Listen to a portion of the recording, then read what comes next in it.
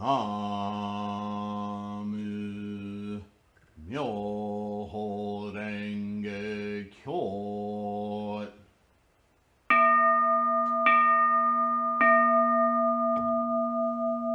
나무 묘호랭개교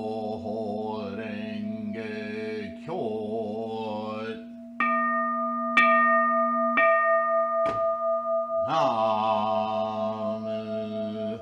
묘호랭개교.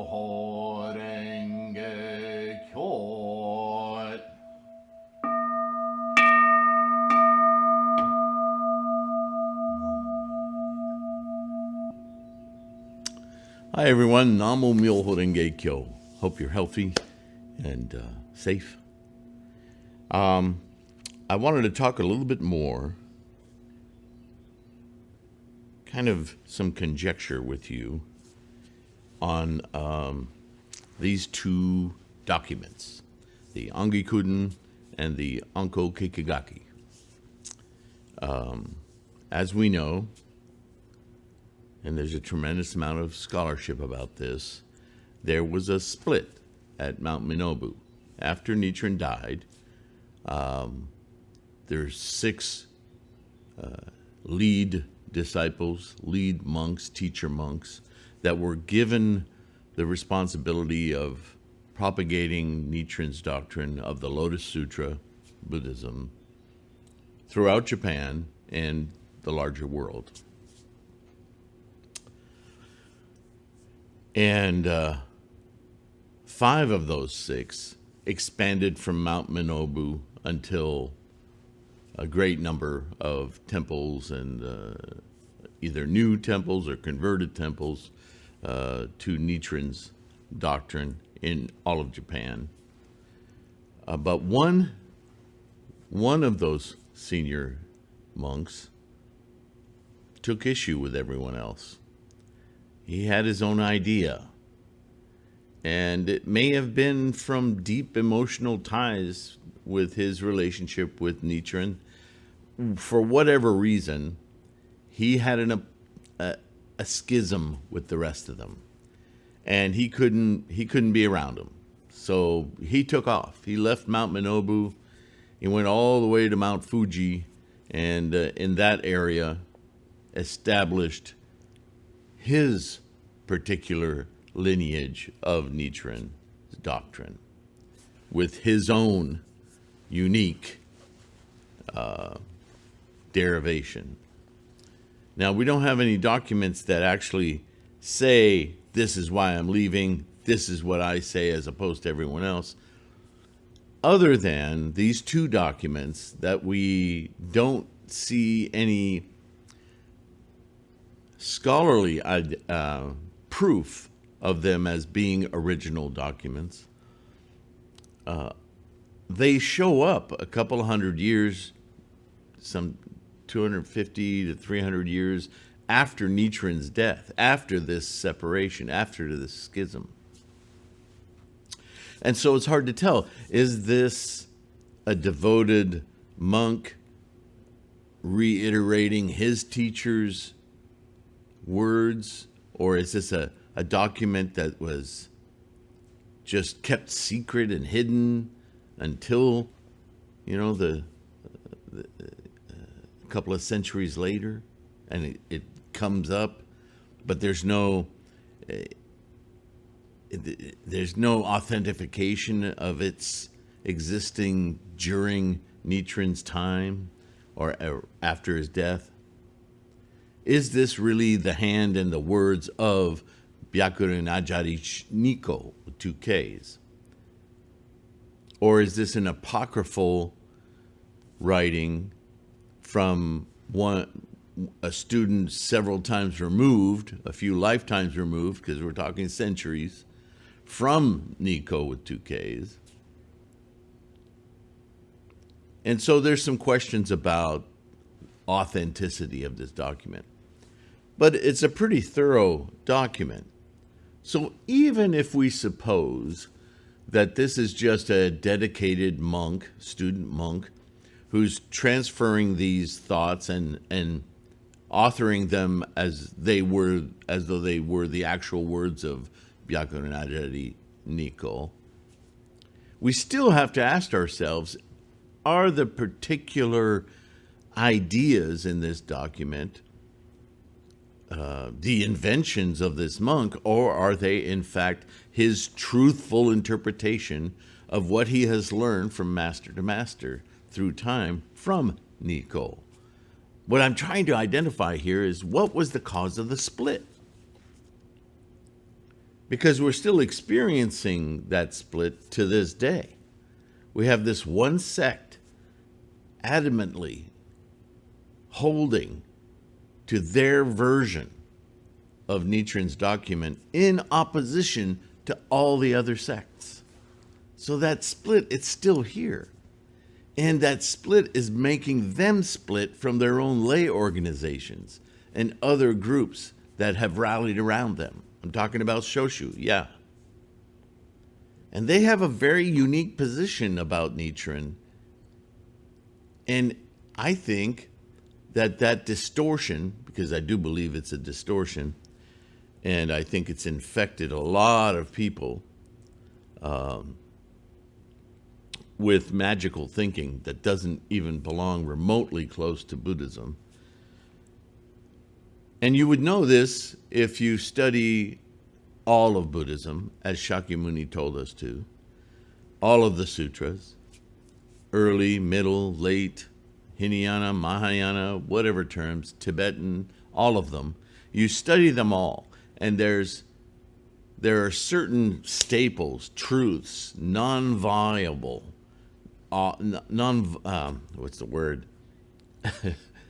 You can't mess them up. They're obvious. They come through all the time, through all the sutras. And then there's these tendrils of esotericism and stuff that takes off, and cast that away. Let's just go at that central truth. What is Buddhism, and how do we practice it? And this is, I believe, what every great scholar, from Nagarjuna to Chi-I to Dengyo and Nichiren, has done historically. It's like, stop crowding me with all this baloney, and let's look at what was taught. It's obvious, right? This is what all of these scholars have done throughout the history of Buddhism. So we have to do that again, because we have this schism going on. And I think the first sentences of the Angikuden lay it out really obvious where the schism is. And so I want to read a little bit of the beginning of the Angikuden, where I identify the schism.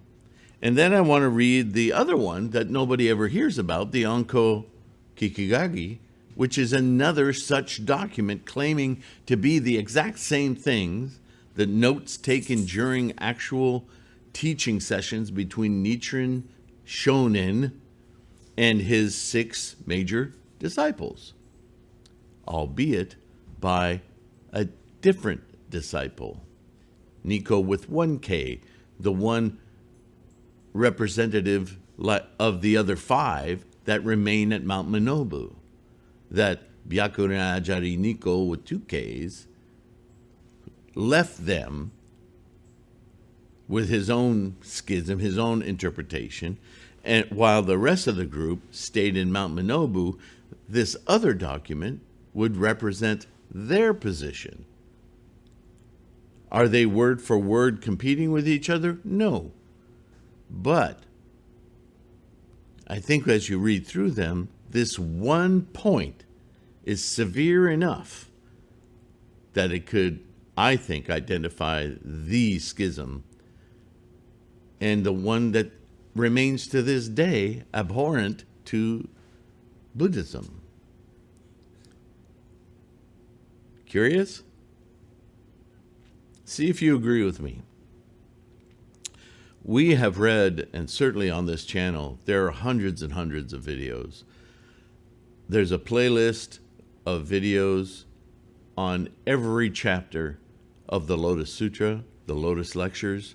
That includes the introductory sutra and the closing sutra. So the whole Threefold Lotus Sutra discussed word for word, with my insights and my sharing of removing cultural biases and reading the meaning of the words in the Lotus Sutra. Am I a perfect being? Hell no. But this dialogue needs to occur. For our Sangha, we need to be able to talk about these sutras in modern terms that make sense to us without altering the meaning. What we're trying to do, as Shakyamuni exhorted us to, is not follow the words, because in the words are all the tripwires, right? The tripwires of biases and cultures and language and inefficiencies. But if we read through the words, we can understand what they're pointing to. We discuss what they're pointing to rather than the finger pointing. We discuss the moon, right? To use the old saying, if somebody points at the moon and you just stare at their finger, will you ever see the moon? No. And this is Shakyamuni saying, stop staring at the finger, stop staring at the words and getting all caught up in them, and instead try to understand what's being pointed to, right? That's one major thing that we've talked about on this channel over and over and over again. And the hundreds of dialogues or lessons, discussions, talks that I've had with you guys on all of the Gosho, of the Gosho Zenshu, and other Gosho translations, which we're going to get into more, because I've got these books as well. And so we're going to see how Nichiren Shu and the other 6 disciples, if you will, schools, they have certain Gosho that the Zenshu don't. And certainly their interpretation, their cultural biases will offer different words, but will there be different insights in those words? That's what we're curious about, right? So all that being said, one thing, certainly one of those constant reminders that we get throughout all of the sutras, all of the teachings, Shakyamuni's, Nagarjuna's, Chi-i, Miao Lo, Dengyo, Nichiren, over and over again we're told, follow the law, Myoho Renge Kyo, follow the law, not the teacher, not the person, right? Don't start being led by your nose because of your emotional tie to a person. You can have that, but don't be led by that. You see? Always, always listen for the meaning in the teachings. That's what will create clear path for you, for your own personal insight. We don't follow the person. We follow the teaching. We follow the Dharma. We follow the law, the Buddha in our own minds, in our own life, right? Makes sense. We've said this over and over and over and over again. So that being what I would say a non-negotiable truth of Buddhism, is that what we're all after is beyond the rhetoric, beyond the flashiness or the boredom of it, whatever. What's going on? What's the truth of this teaching? Not who's teaching it, right? We can respect those people, and we have deep abiding respect for these teachers like Nichiren and all the names that I'm constantly mentioning of the lineage, right?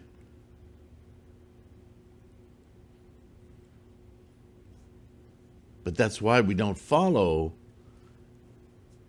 Nichiren as a deity. We don't deify anyone, because that's losing track of the meaning. If you're going to look for the awe, it's in the self. It's in our experience of Buddha. That's the only place. that should exist, right? So don't be misled by following personalities, people, persons. Shakyamuni said this over and over again. Don't follow me. Accomplish your own insights.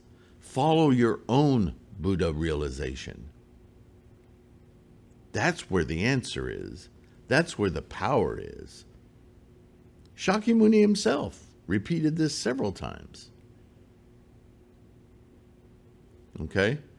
Why do I make such a strong point of that? Well, in the first few sentences of the Angikuden, whether it's directly a document created by Byakunin Ajari Nikko, 2 Ks, or whether it's apocryphal, or whether it's a source that was indemnified, if I can say that, or inculcated, better, into his later generations of teachings from the Fuji school, which at some point Nichiren Shoshu picked up as the law without understanding that they were violating a very critical concept of Buddhism. I think this is where they went astray. They started deifying Nichiren. That's not Buddhism. In fact, that's so counter to Buddhism. I don't understand how they haven't been dismantled by that very huge error. And it's right here in this document, and I'll read it for you.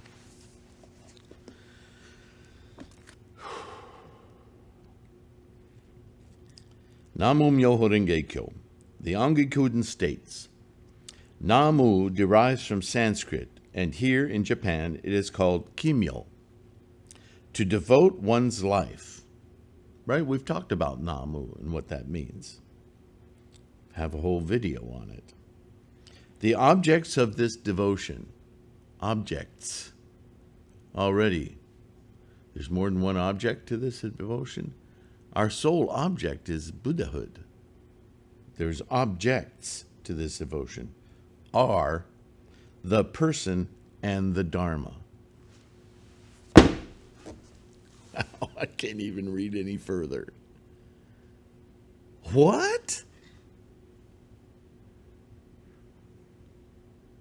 If this is actually what the Fuji schools were based on,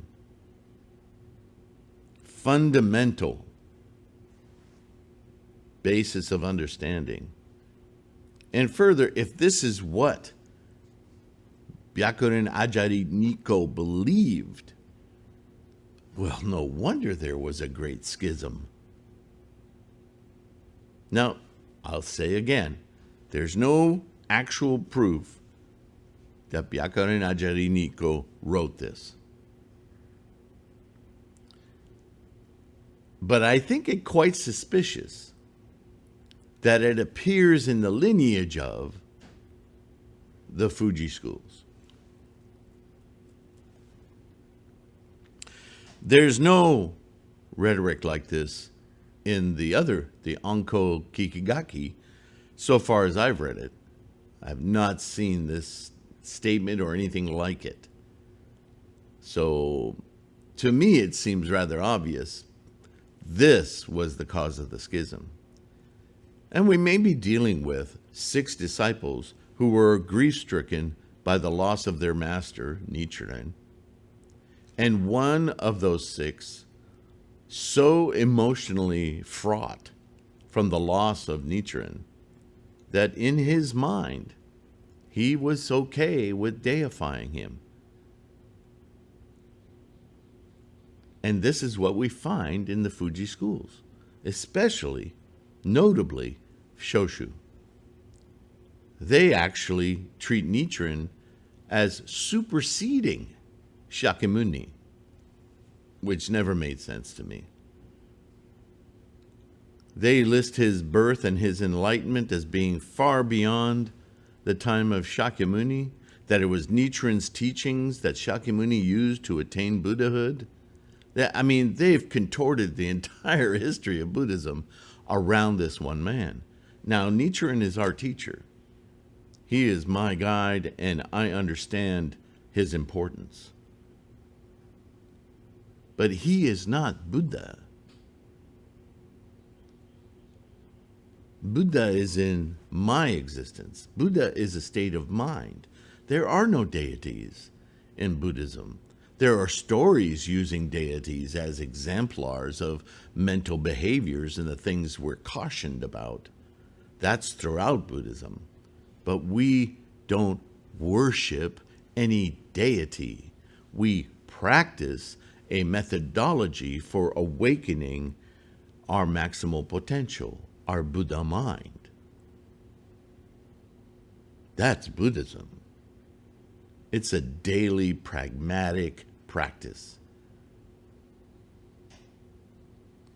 This is why it's so important, if you realize this, to get that cultural rhetoric of the British scholars, the Italian scholars, the French scholars that have translated many translations of these original works that were written down to capture the oral tradition of Shakyamuni's teachings. You'll notice that the Italians, the French, and the English, which most of the English Western translations of these documents are three cultures deeply ruled in their day-to-day life by magical thinking, religions. So they're very comfortable using words like faith and prayer and so on.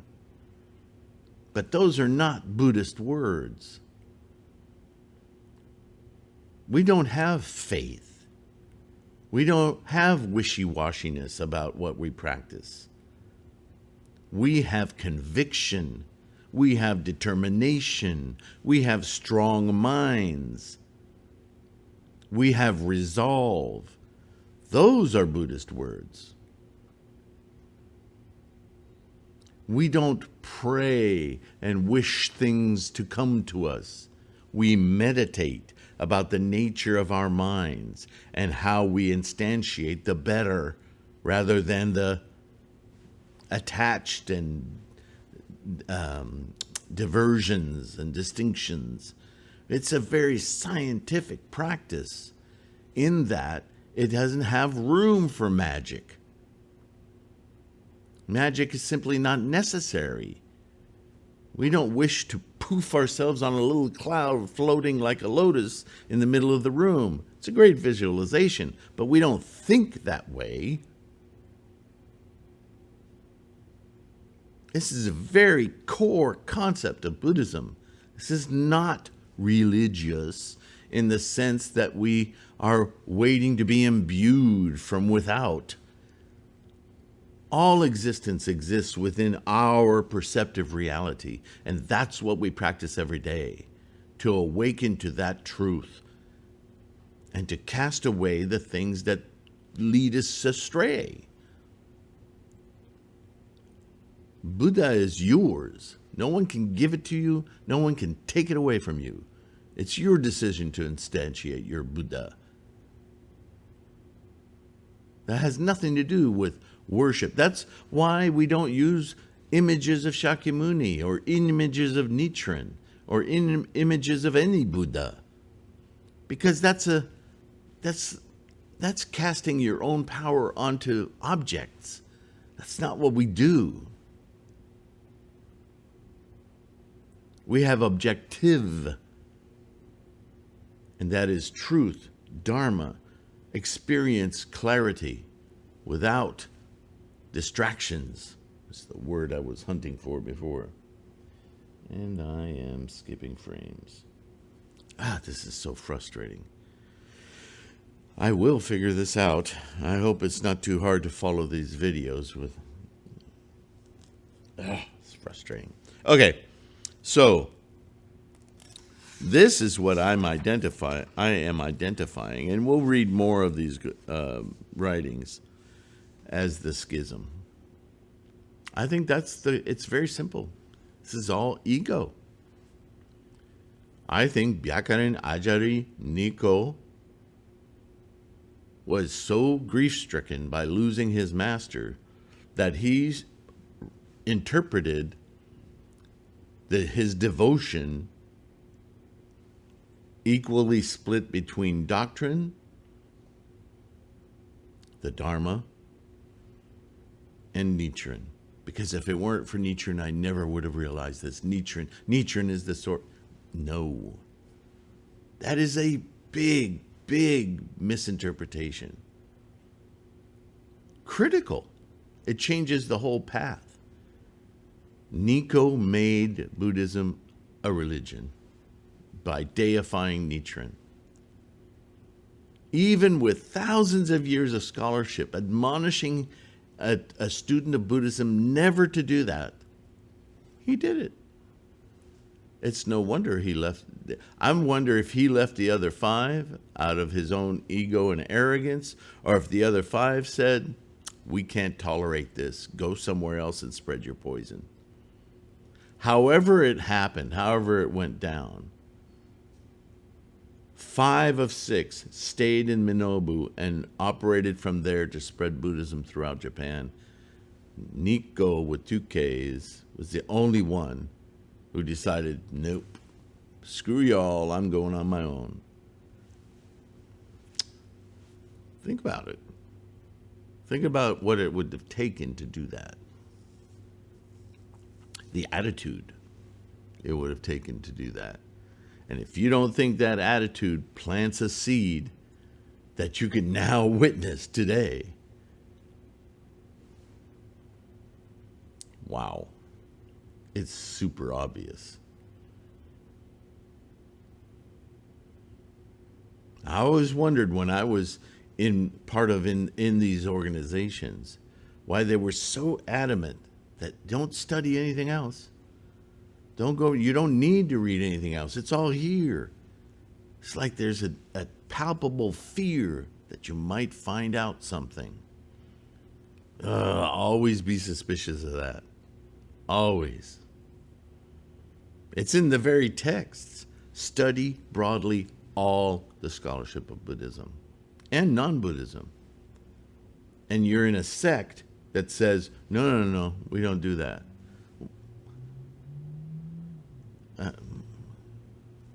What are you practicing? That's very, very, I don't think it's controversial at all, by the way. And there are those who have said that you say controversial things. Well, only if you're stuck in one interpretation. If you study, it's not controversial at all. What's controversial is the one man out who maintains something completely different than everyone else. Question that, will you, please? All right.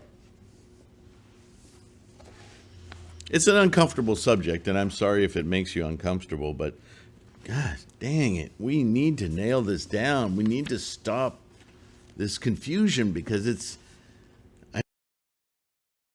here sitting with me talking about this today, he'd be screaming at this video. It's like, how can this be happening? His whole life was about getting rid of this very kind of onanism, this kind of deification, this kind of misleading and really crapping all over the teachings, creating something completely abhorrent. Nichiren, ugh. And if you don't think so, go watch the Go Show videos. Even from that very sectarian source, all of Nichiren's Go Show don't agree with them. Hello? I think that's the most fascinating thing. The teachings, they don't want you to study anything else. Just study Nichiren's Go Show. Well, you know what Nichiren's Go Show says? You're full of crap. Your own. It's just amazing to me.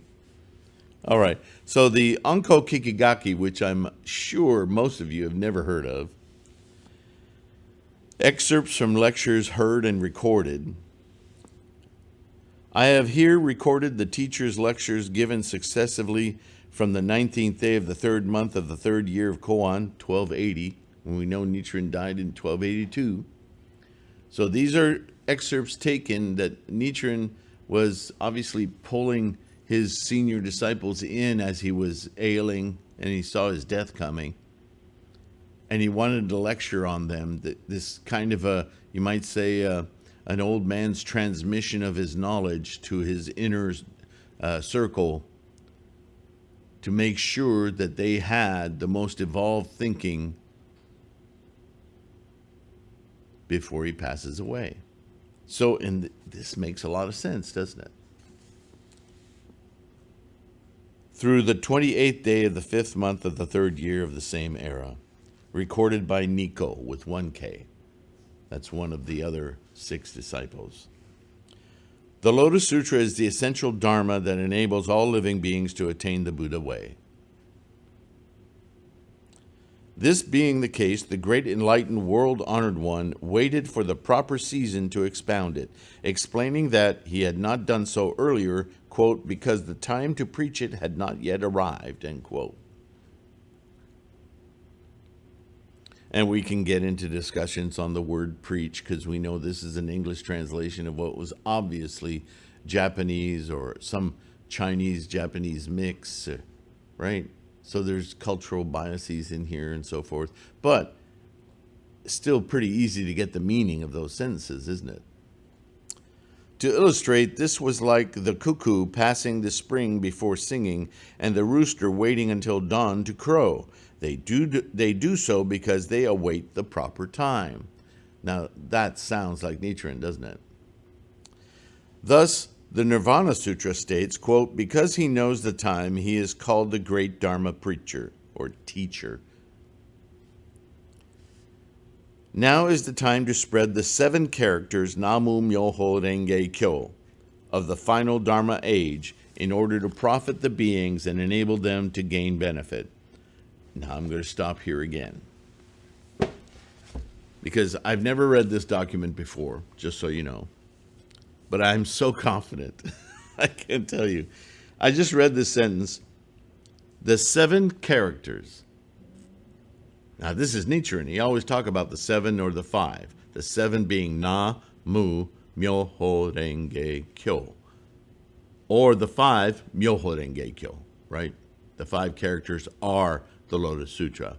Na, Mu, well, again, I did a whole video on those. Na being opened and prepared for this method of enlightenment. Mu, inculcating the teachings to actualize them in our own lives. Na, Mu.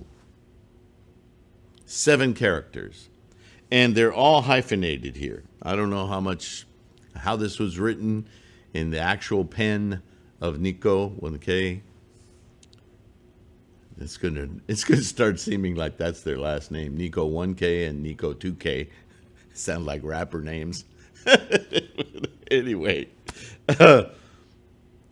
I stop here because what are we taught by this other particular Fuji school? Somehow they've concatenated this into 6 characters. What license did they take to do that? Each character it's not like A, B, C, D, E. They're not like letters of the alphabet. These characters are very involved. They're very complex and subtly arranged as, remember, this is interpreting an oral teaching.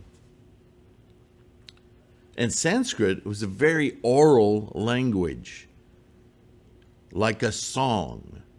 All of these teachings were sung to memorize. They had a beat, they had a rhythm, they had inflections. Because the inflections were meaningful. So when they got translated into other language, those inflections were at least attempted to emulate in other languages. into Gandhari languages, into Tibetan languages, into Chinese languages, and later into Japanese. And then there was this intermix of Chinese and Japanese characters. So they're not letters of the alphabet. They're characters in nature, in actual reality, characters themselves. Like actors in a play, they represent thought bubbles, ideologies in one character. So you can't just smush two of them together and go, well, PB&J, you know? That's insanity. It's Namu Myoho Renge Kyo. 7 characters, not 6.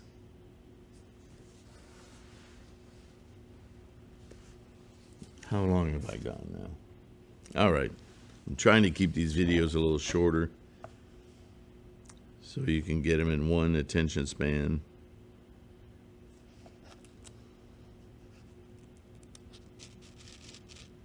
And I'm looking quickly at the Angikuden.